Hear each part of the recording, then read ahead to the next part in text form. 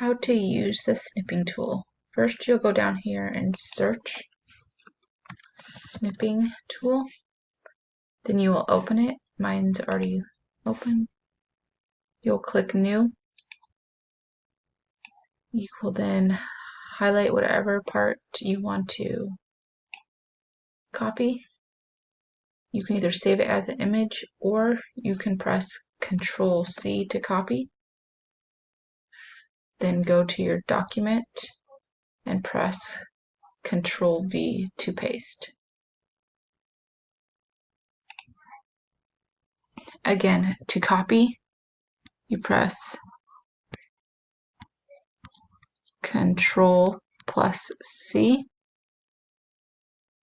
To paste, Control plus V.